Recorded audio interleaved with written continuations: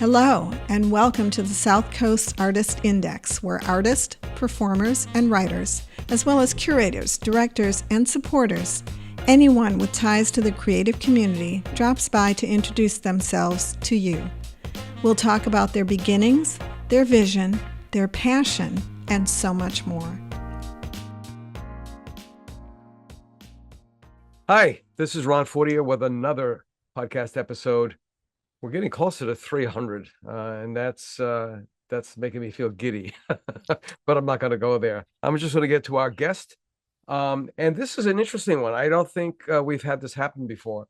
Not only is this guest a podcast guest, and you will find out who they are when they introduce themselves and spell their names, but they're also going to be doing a presentation for us at our next Salon series, which we'll get more into as we progress with this podcast. So without further ado, guest, please introduce yourself and spell your name. Hi, everyone. I'm Midori Evans, and my name is spelled Midori. That's the hard one. And Evans is pretty straightforward, Evans. Okay, there's got to be some funny stories with Midori. Of course. People look at you going, oh, I thought you were Japanese. Although I've gotten Italian and Spanish and a bunch of other things too. Yes. No, I'm one of 7 kids, and we spent a number of years living in Japan as a family when I was a child. And I'm the only one that actually ended up with a Japanese name from all of that. So there is there is a connection to Japan. That's for sure. Yes. And it's funny because I've mentioned it a few times. At least one of my first interns, and I wonder whatever happened to her, but her name was Anne Margaret. Okay. And she would have such a hard time with her name because people would say, well, what's your last name, dear? And she'd say Margaret. Oh, no, dear, that's your middle name. I don't have a middle name. Oh, yes, you do. It's Margaret. I would know if I had a middle name, and I don't. It's like, it just goes on, right? Yes, exactly. Tell us what you do. I do a lot of things, Ron. I noticed that, yeah. Sometimes I wake up and I think, wait, who am I today, right? Yeah. Primarily what I do and what I've been doing for the last 6 years since I moved to the South Coast is running Midori Creativity. I got certified as a creativity coach. There's a such thing? There is such a thing, yes. There are very many of us. Teachers? What's that? Didn't they used to call them art teachers? Well, so that is a typical response.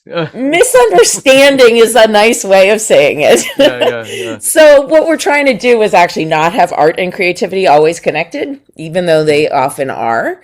There's all sorts of ways of being creative. Most people assume that it's in the arts, but it doesn't have to be. Mm-hmm. So you could be a creative inventor in the sciences or creative in the kitchen and all sorts of things. And what it is that when you're a creativity coach, you tend to do, or at least my interpretation of being a creativity coach is a lot more about the internal processes that happen when we think about how are we creative and in what ways do we integrate creativity into our lives. So I'm actually not very good at being an art teacher. That's nothing. I'm going to hire an art teacher if I need it, like my sister, who's an incredible painter, and I can't paint to save my life. But wow. So I started off getting certified as a creativity coach, and then it happened to coincide with the pandemic, and so I shifted gears a little bit because I was stuck at home like everybody else, and I've actually ended up doing a lot of community programming around the South Coast with primarily writers and photographers, but a number of other folks. I run a group called Artist Share that's been meeting in New Bedford since 2019.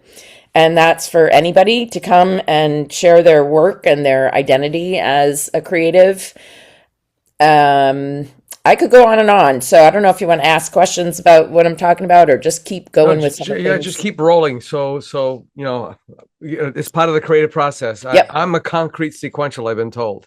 So for me to stop, it's like getting off one of those, when you it used to be, it's changed, but you get off the highway to get gas. Mm-hmm.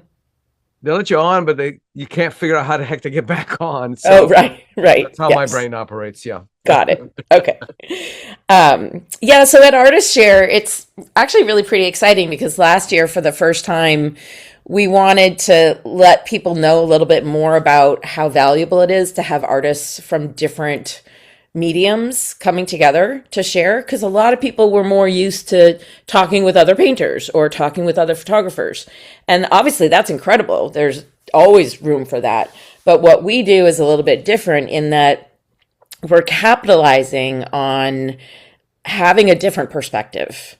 So even though I'm not a painter, I can still look at a painting and tell you what my emotional response is to it. And I can tell you what parts of the painting speak to me and whether or not I might see something in a certain area of the painting. And so a painter is getting that response from someone who is not educated in the same, doesn't have the same skills, doesn't have the same background.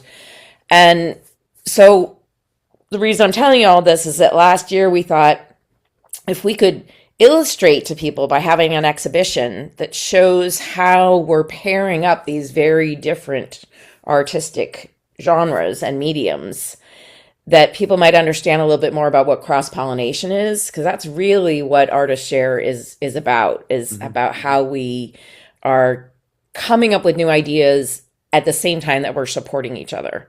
So we had this really incredible exhibition called Creative Catalysts, and it was at Groundwork last fall, and we'll be doing it again this year. And we just had the strangest but most amazing pairings of things. So we had a wooden puzzle maker and a writer that were paired.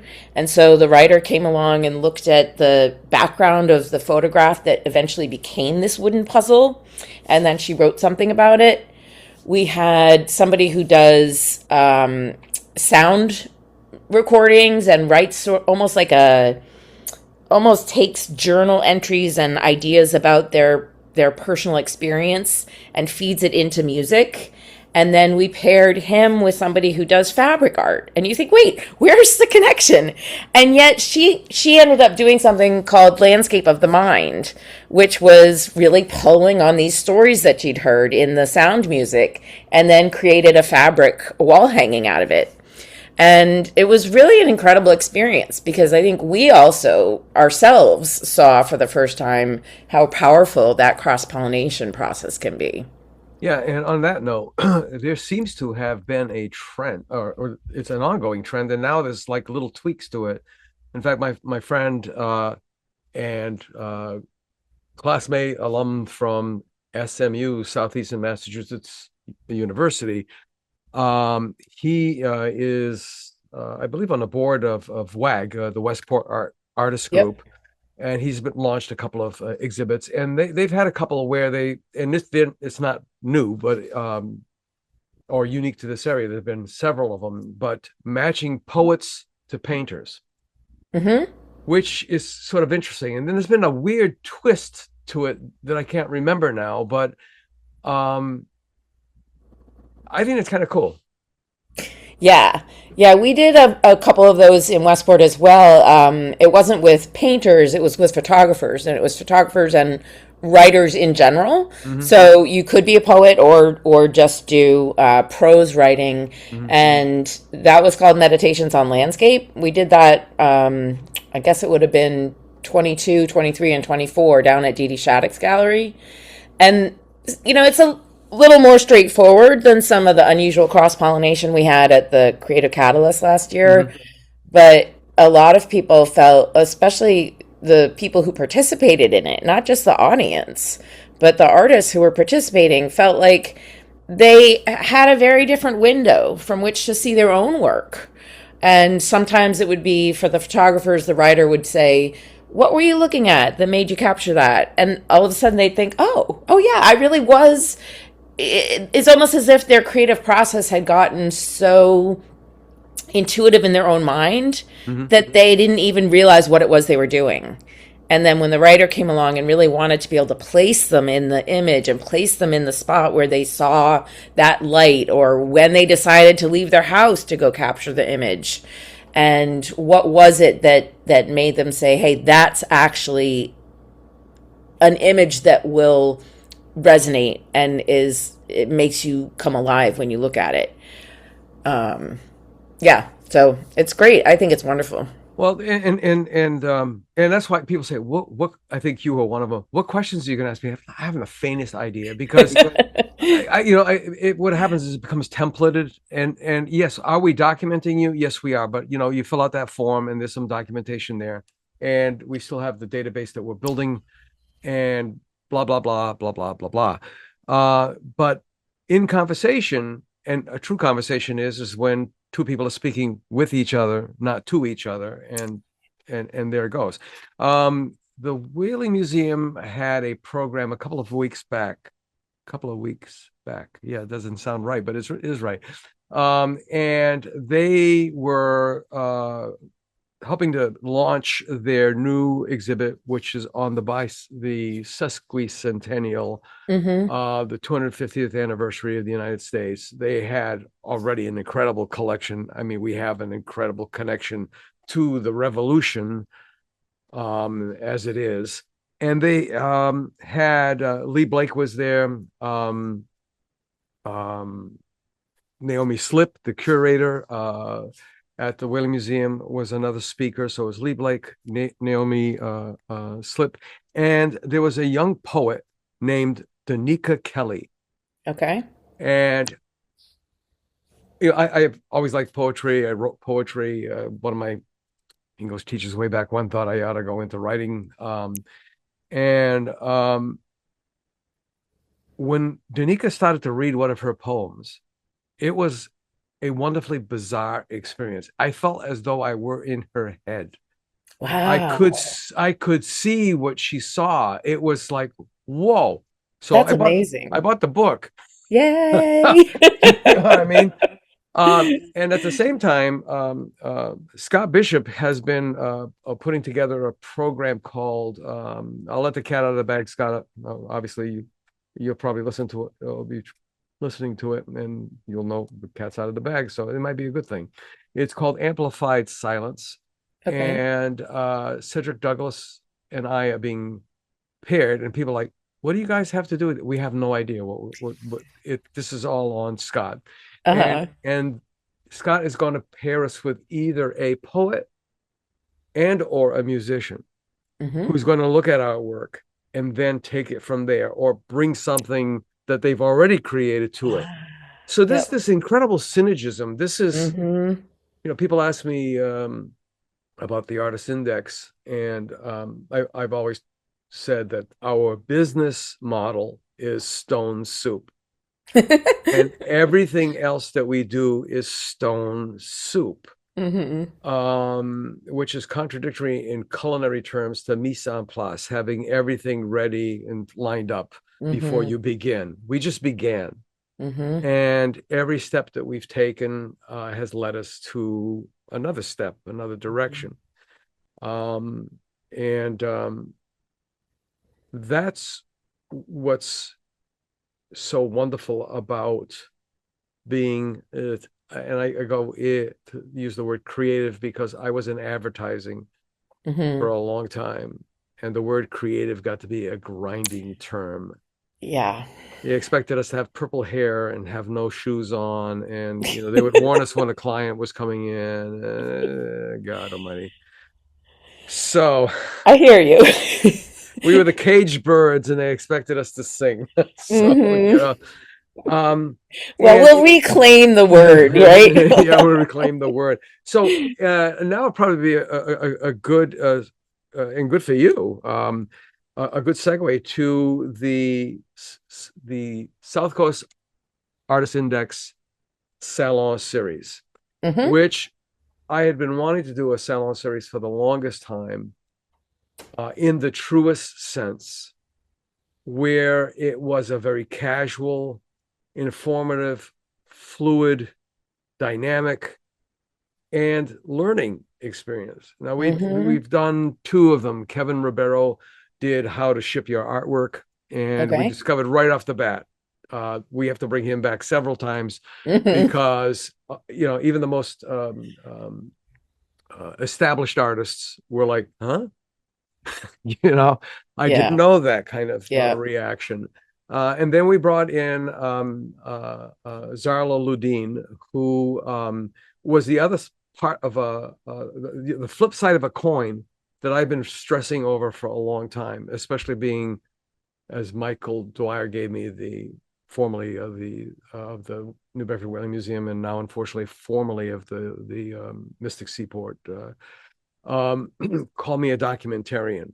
Mm, And it's all about legacy for the Artist Index. It's about making sure that no one who has been an artist, visual performing, literary, culinary, media, now we have to add media to the mix, g- lives a life, whether successful or under the radar or whatever, and then bleep goes off the radar upon their passing. mm-hmm. Um, and the the thing I was sweating out as a painter is, even for myself, is what do our widows and widowers and significant others and sons and daughters and aunts and uncles, if they survive you, and so on and so forth, and children, what are they going to do with a trailer load of unsold artwork, finished unsold artwork? Right. Well, Zala comes along. It was serendipitous. I had never thought about the other thing. What are you going to do with all those, empty canvases and the easels and the paints and the brushes and all the Mm, stuff that fills the studio? mm-hmm. Well, Zarla saw an opportunity there, and she runs something called the Spare Studio. And I call it the Savers for Artists. Oh, interesting. Both of those salons went off very well. But from the Mm-hmm. get-go, at Kevin's was the first time, obviously, and then it repeated itself. So I knew this was something good. People were very, very receptive to both presenters. But Mm-hmm. at the end, it was like, oh my God. It's like, when the teacher leaves the room when you're Yep. like in third grade and everybody starts, right. And everybody started interacting with the Uh-huh. presenters, so on and so forth. And it was so psyched. They really didn't want to leave That's the best. because there was no agenda now. And they got to Mm-hmm. meet new people. So when your presentation comes, I think it's going to be very, very timely, because creativity usually peaks in times of stress from Mm, my point of view. And right now we are about as stressed as we possibly could be. Hopefully no more than that. yeah. Hopefully we're not going to become, although we are sliding down that slope, to be one of those countries. Oh, those poor people. Mm. I wish I could do something to help them, you know? Well, So let's hope we don't get there. how does creativity, not, I didn't want to mean to bum you out, but how as creatives um do we do what we do beside try to put food on the table and a roof over our heads? What else does creativity provide? It's a perfect question because what we're going to be presenting about, it's not just me at the next salon series. I have a co-presenter, Corey Newfer, and the two of us have been building something called Write with Community. And it's incorporated and on its way to being a nonprofit. And its sole mission is to connect the literary artists and the literary arts around the South Coast. So, what else creativity does and what else creatives do is they build community. Because I believe so strongly that by supporting each other and creating the spaces where people can come together and have meaningful connections and deep conversations and support for our work, that we carry that with us. So we might only enter a space like that once in a while, but it affects our daily life. And then it's like a virus in reverse. It's a good virus. We are able to feel happier and healthier as individuals, and then that gets shared with everybody in our sphere, and it just keeps spreading.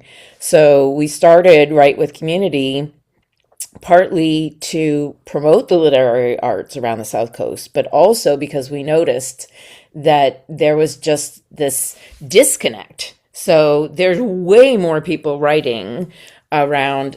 We serve 20 communities across the South Coast, as well as 9 communities in the bordering town of Rhode Island. I mean, the bordering towns of Rhode Island. And there's way more people writing and doing spoken word and doing poetry and doing all sorts of things, but nobody knows what's happening.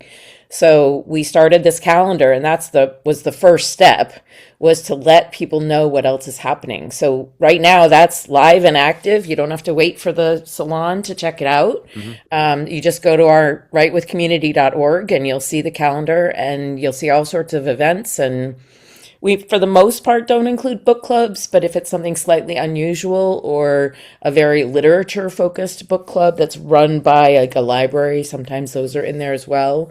But you'll see author readings and writing groups and writing workshops and all sorts of things.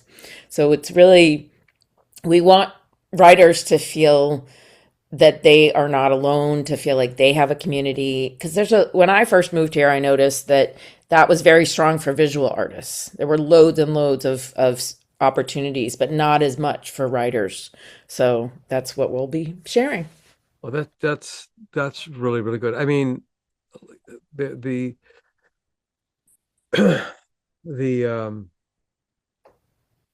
there's always a lot going on, and I don't think there's any more going on now than there was 100 years ago, except for the fact that we're more aware of what's going on because of the digital age, because we're so connected. And at the same time, there's a whole bunch of blind spots. People used to write to each other. When was the last time you wrote a letter? Although I hear that letter writing is coming back with as did vinyl records. Exactly. Yep. Yes. And I've mentioned this on several podcasts about the Impossible Project, the crazy Belgian who decided he was going to bring back Polaroid, and that was his only mission. And in the process of bringing back Polaroid, well, one of the sidebars to that is that when he did contact one of the former principals of Polaroid, they lost the recipe. That's like Colonel Sanders or KFC losing the recipe, right? But along the way, they discovered this is in Europe, and this has already been at least 10 years. Europe, we talk about post-war modernism, but there's another epoch that nobody has really defined yet, because the Europeans lost their verve. They lost that impetus. They lost that kinesthetic movement. You know, not kinesthetic, but the starts with a K. Kinetic movement, you know. Well, yeah, because Paris, London, with this, Milan, they were the centers of art. And then after the war, it became New York, and then it shifted over to Los Angeles. New York, Los Angeles, New York, back and forth, and then they split the territory, so to speak. But now I think it's back. We've lost some cultural pizzazz. Yeah, in fact, I would always say sarcastically, too, once you've lived in Europe, you become kind of a snob, and I have become that. American culture is an oxymoron, and of course people will attack you for that, which is great because that starts conversations. Are all the love texts or the WhatsApp love notes that you've sent wrapped in a ribbon in the attic? Exactly. And that took the wind out of my lungs. Yeah. You've heard how not teaching cursive has now become a curse. Now they're finding out that I think in 1990, 1999, there was a plateau when digital really became mainstream in classrooms. That's when test scores started to drop. And of course, part everybody's of always how the brain like functions. exactly, You have exactly. to learn how to handwrite. It's Yes, just not an option not to. exactly, So, exactly. And then and then people talk about process and practice as though it was cheese and crackers. mhm, Some people are more mesmerized by process. They want to know mhm. how do you do it, and writers workshops. My God, I mean, of all the arts, I mean, there's got to be more writers workshops than there are any other kind of workshops. Well, you come to one of our writers' workshops. They're very, very different than most. So, um, and and and it goes back to this. Well, there was this. Uh, Years ago when I was in advertising, there was well, it still exists, the British Designers and Art Directors Awards, and they had a reel back when you'd actually get a tape, yeah. and they had the best British art directors and art directors awards, Hmm. and one of them was for a beer company, and it touched the parts that other beers could not. Okay. And that's kind of an interesting concept because Hmm. when, as a visual artist, as a painter, I hate I hate openings, I hate exhibiting, and maybe hate is too strong of a word, especially in this uh, current climate. But it's the work is on display, not me. Hmm. But people don't want to let that go. They want to meet the artist. They want Yeah, to they really pick your do. brains. They want, you're a writer. So it's like, well, where do you find your story ideas? And They just came. they, I wasn't in charge of it. or I said the other day, their birth fully formed as Venus was from the head of Zeus. Right. Which That's a good answer. I like that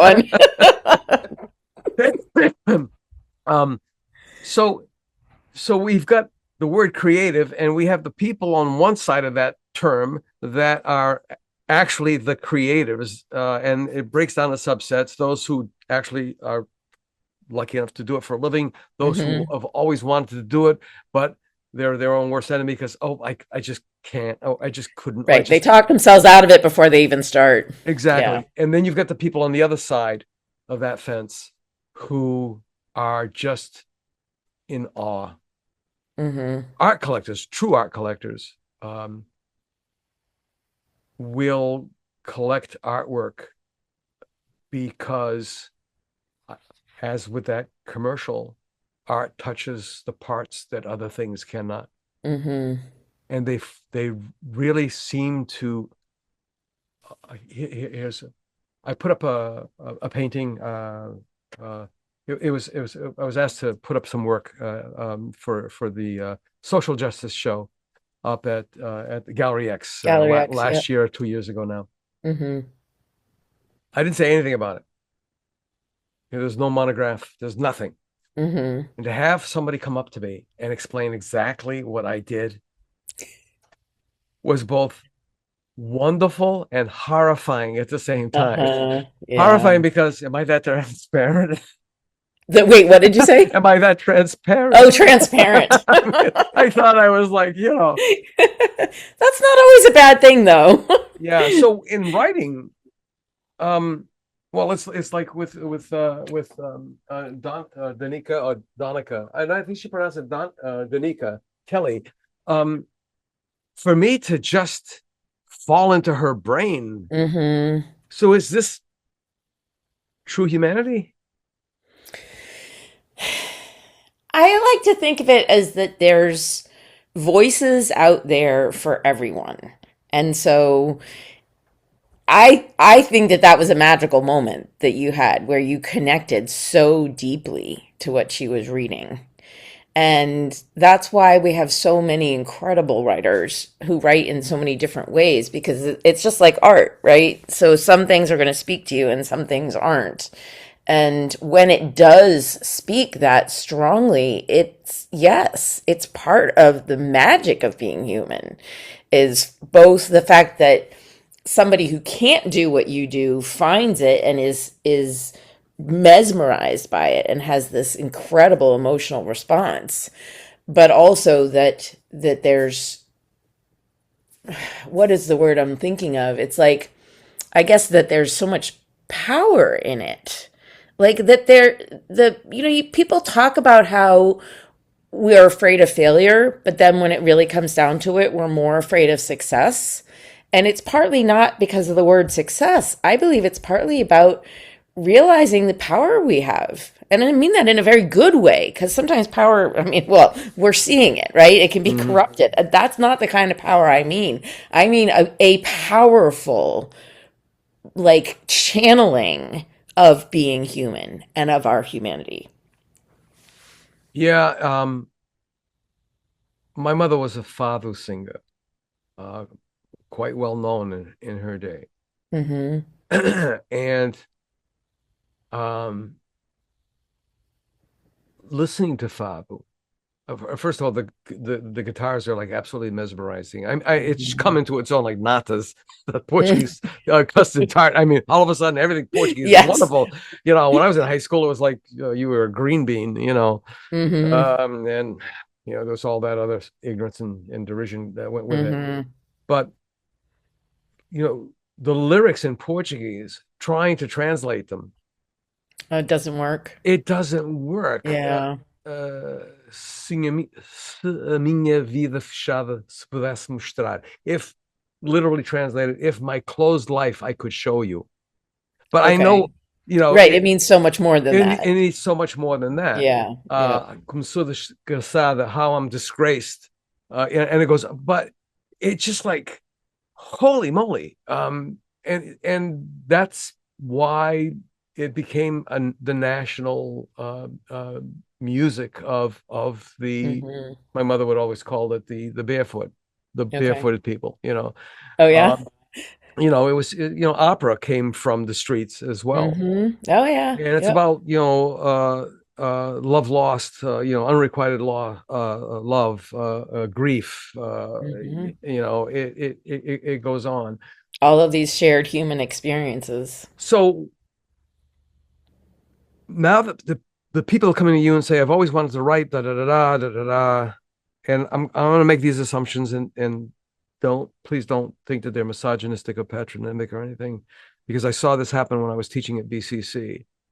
And I try to explain this to our daughter about what BCC really, really is. Mm-hmm. And people, used to call it, a denigrating term, the 13th grade, Oh dear. or that's a place where you went to when you couldn't do any better or get any, whatever. And, It's not the case. and I told her it's a great place in your journey, in your flight, as if you're a bird, a great place to land and catch your breath and Mm-hmm. then start again. Because I noticed so many of my students were women. They were women who had previous lives, some of them not very pleasant, whatever the Mm-hmm. abuse was, whether self-inflicted or by others, or they had to put their lives on hold so other people could have their dreams and their Mm-hmm. lives. So there's a place for regeneration, rebirth, all the words. Mm-hmm. And so the need for individuals wanting to write the demographics, because I'll never be able to shut off my marketing brain either. Which I mean, everything I know about marketing, I learned being an artist. This is what I used to tell my Mm-hmm. students. Are there more women who are a part of your There are programs? more women than men. That's true. I don't necessarily think that that's because there are fewer men who want to write. I think it's just either who happens to find you or how. I don't know. I have Yeah, noticed it, but I haven't really paid that much attention right. to it. Is there a particular reason that you're asking? I'm just curious what you were Yeah, thinking. because again, it always comes to demographics, and I've got a friend of mine who's a therapist, and I always ask him, he can't reveal what his patients, clients are saying, but Mm-hmm. it gives me a pulse of what's going on, and my Mm-hmm. my assumption, okay, my assumption, or thesis, would be that they are writing because, yes, it's a creative thing, but they're going back, either going back or they're going forward to a time that doesn't exist yet. Or Interesting. and it's not like a time in general, it's a time, their time. Yeah, no, I knew what you meant. Yeah. Yeah. Yeah. Yeah, I mean, there is the argument that and I mean, it's obviously still true that women's lives, they tend to end up being more of a caretaker and more, spending more time with kids or more time, like you mentioned earlier, helping other people have their lives, which is a good way of saying it. And so sometimes it is about a reclaiming and saying, here's this part of me that I never got to feed. Or it could just be wanting to preserve stories. I mean, if you're somewhat older, then the idea that you might not have as much time left in order to be able to write down memoirs, that happens too. When I think about writing, my main goal isn't really about what somebody is going to produce or where they're going to be with their writing. It's just, I think of writing as being such an innately human thing, right? Everybody knows how to write. You might not be the best writer on the planet, but that doesn't have anything to do with it. It's just like we all know how to walk, we all know how to run, right? But so many people will say to me, I'm not a writer. And I think, well, how are you deciding that? Where's the definition that you're working with? And they're often thinking, I can't call myself a writer unless I'm working on something that is going to end up being published. And there's this direct link. And I'm like, no, it's not about that. It's about stories. It's about storytelling. It's about playing with words. It's about loving words, loving language. And just the way I want everybody to say that they're creative in some way, that I don't care how it is, but I want everybody to realize that you can be a writer, even if it's just to write for yourself. And now, on that note, they have, people always looking for the next star, the next rising star, the next. People love to discover other people who do things that they love hearing about, seeing, so on and so forth. And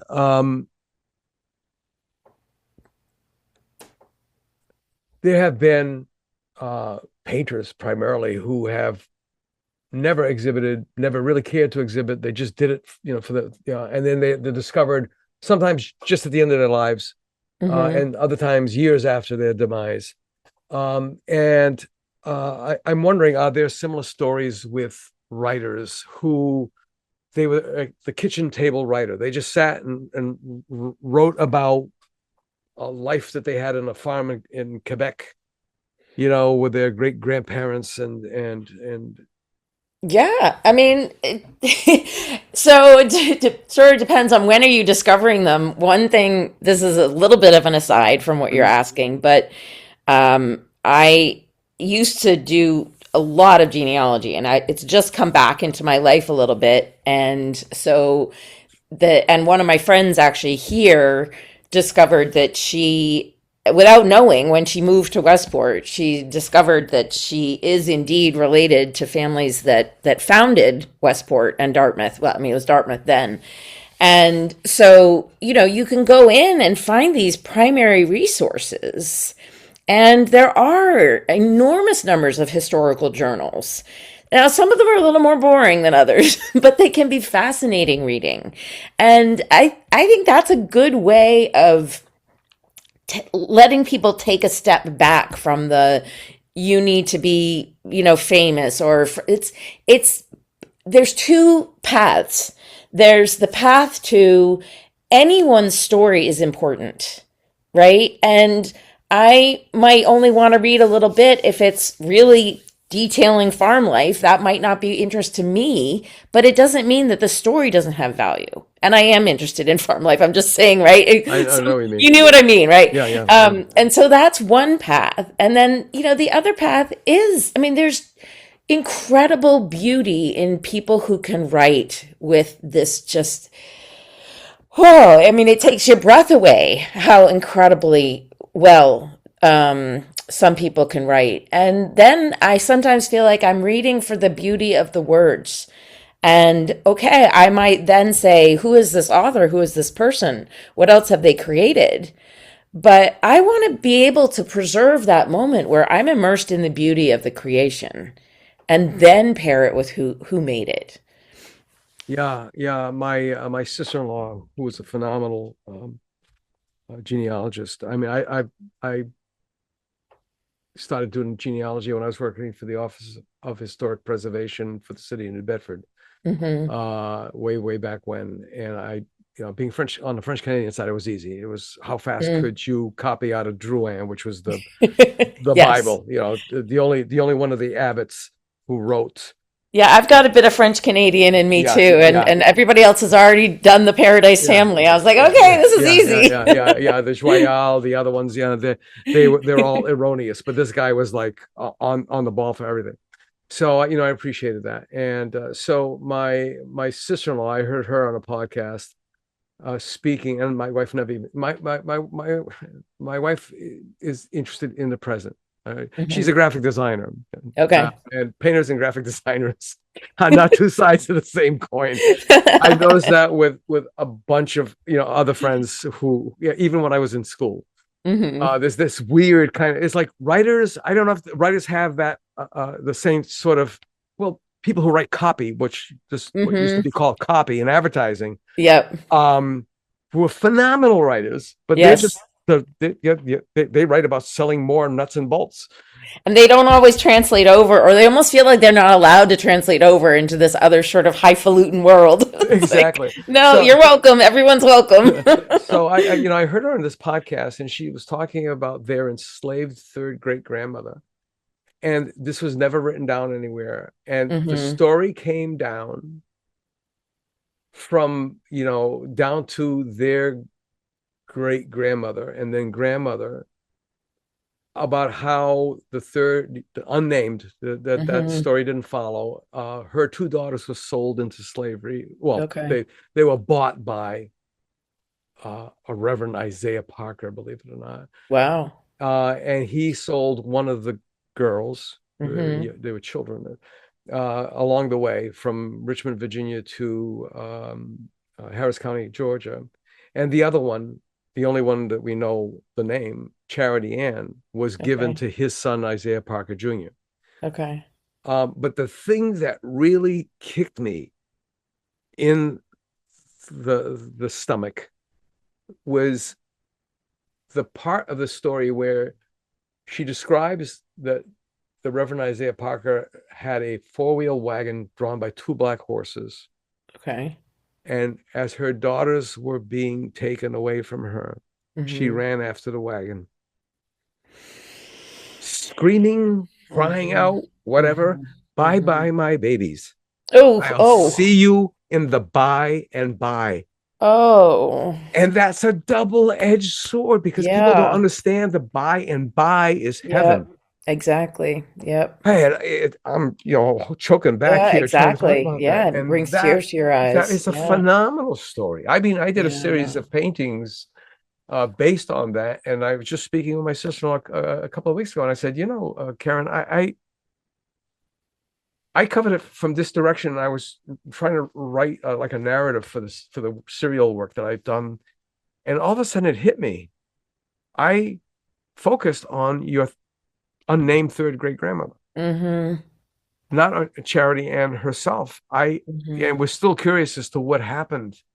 Well, we know what happened with Charity Ann, but I'm saying in the in between. Yeah. But again, it's oral history. And, my mother on the Portuguese side, my grandfather, I never met him. The stories, and Karen's like, you better start writing those things down. Yes. I actually have a book showing up one of these days that I ordered from Abe Books called Writing Your Family Narrative because Really? because the research part is always more exciting to me. Even though I'm a writer, I'm just finding it hard to say, okay, how do I now get all of those pieces and components and tell a story that people want to read, right? Because you can't go into the so and so was born and so because everybody will just fall Yeah, asleep. yeah. And so what I'm working on now is taking every part of my, they're not all exactly the same generation, but the people who came to America and then trying to link a little bit of why they left and then a little bit of what they're doing here in like these 3 or 4 page long narratives and just that because at the very least I'll have a story from every family that is part of who I am, Yeah, right? And and you just kind of have to find interesting little tidbits. Like one of my families, there was a Hessian soldier, and we weren't really sure he was related to us until pretty recently. And so all sorts of other people have done that research. I don't have to go there. I can just write my little narrative with the link to the Hessian soldier database. And then, if somebody else in my extended family wants to research that, there it is. But I can tell the story of, well, why did they come? And clearly they came to America because he was conscripted by the British to come and fight for them. And some he took off. right. Well, he went back home. He got married. He had his family, and then they all came here. Yeah, The whole family, right? They were like, "Hey, there's farmland, and there's all this great stuff, and let's do it." And so. Yeah, and then there's the stories that you remember, and then there's the fragments. And one of the fragments, I'm my mother would say that and I didn't realize this until afterwards. My grandfather didn't go to church, and the priest would always come by and try to get him to go to church. And he's like, "Now, when you put your pants on both legs at a time, standing up." Then maybe I'll consider it. And I thought, well, he was kind of cantankerous. So then I was doing the genealogy on the Portuguese side. It's horrible, horrible, horrible, horrible. Not like the French. French created bureaucracy. But anyway, and the Portuguese scrambled it. And I was doing research, and believe it or not, I got my grandparents, my mother's parents, information from one of the Portuguese newspapers in the archives at UMass Dartmouth, and there was a wedding announcement, the engagement or the intention, the band, right? The bands, right? Yeah, and then their actual marriage, which occurred in 1924 in New Bedford City Hall. What kind of a good Portuguese boy would get married in the civil ceremony?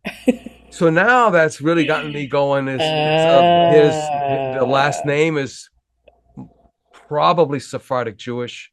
So he was a crypto Jew, and now all of a sudden it's like you said, the research sometimes is more than the actual writing, or is right. So So anyway, and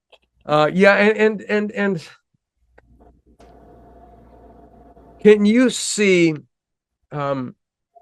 trends, obviously in writing and such, but it seems that although we keep worrying about our children, school age children who they can't read a clock, they can't tell time, they can't write cursive or whatever, but they seem to be formulating stories. They love fantasy and fantastical and the old, the 4 types of writing.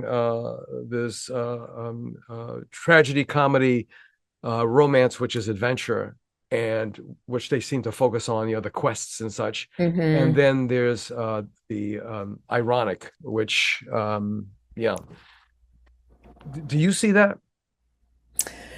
Do I see that the younger generation is writing a lot of fantasy? Is that sort of the... Yeah, I mean, have you experienced them coming up to you and saying, hey, they don't offer this in school, or my So I haven't worked that much with the kids. So it's been sort of, we've been trying ever since we did Westport Writes together, which was a number of years ago now, where we were in the schools and connecting the kids to to the project. We haven't been able to get that involved. We've been trying to do some grants with the Westport schools, and it just keeps falling through. It's one of those weird, like, logistical things. Right. But what I remember from the Westport Writes Together project is we had one of the classrooms specifically, I think they were either third or fourth grade, definitely, old enough that they could write their own paragraphs, but young enough that it still was pretty messy and and some of those stories were just amazing, and they were so short. And some of it really, it's about the imagination, right? And so I think part of what you're talking about is that in general, a lot of adults sometimes shut that down, right? Or we create extra space that makes it harder to fully immerse ourselves into an imaginary world. It feels like we're supposed to be adult and we're supposed to be responsible and we're supposed to be productive, and that can turn off some of the creative fantasy voices, or the voice that just says, why can't I create a world that looks like this? I mean, it's so much fun. And I one of the things that I wish everybody would feel like is that there's no reason to remove fun from your life. There's no reason to remove play from your life. You can still be a responsible adult and have a good time, right? And it's the other day when we've been having all these huge snowstorms, and right now we're running it's called the Farm Coast Conversation and Reading Series. And it's happening over here in the Westport Grange, and we've been kind of using some readings and some writing and some discovery and conversation to explore how we're connected with our world, with the land and with water. And I am getting there, but we were a little worried about the audience size because of all these huge snowstorms, and people don't like to drive and all that stuff. So I was making a joke with my friend, and I said, okay, well, we know we at least have these two audience members. Finger puppets. Yeah. And she's like, yes, I've been following their work for decades. I really want to hear them speak, right? But it's just, you got to keep that stuff in your life. It makes us laugh, and it makes you more creative because you're willing to just play. Yeah, and we got to wrap this up. I can't believe this went by so fast. I mean, usually in these podcasts is the pushing it up the hill thing. It's like, oh God. Not with me. Oh God. And then there's you hit the apex, and then it's either going to be a slow slide down or poof, it's gone. This completely, I think cut a tunnel straight through that hill. But do you know Jane Ferris Richardson? She's an art therapist. No. Oh, I think we should do something with the two of you. Okay. Is she in New Bedford or? Yes, she's in New Bedford. David Richardson is her husband. He's a fine woodworker. Okay. And she teaches at Leslie. And art therapy has gone from and I am not meaning to be trite of it, show me where the bad person touched you kind of, instrumental use, to something a little bit more, and now it's becoming art is therapy. I mean, it's just this crazy I guess it's from the days of the French, where everything had to be encyclopedic. It had to be slotted and in its own little cubby into hole. its own little spot, right? Exactly. And I've been saying for years. I just had this conversation with my wife that we really need to have a junior and senior school of visual and performing arts. That is such a gap. There are kids who are not mechanical, and they're not business. Right. They're on a different path, and that's totally fine. Right. And to be sustained or to be supported, you can't have both theoretically. Sometimes some people are lucky enough to do it. What sustains them supports them, and vice versa. People who are looking for support don't ever get to be sustained because they have to do something that they don't want to do. Right. The bread and butter work, writing copy for a shoe company. Exactly. Right. So anyway, I think that would be a great conversation. So on April 8th.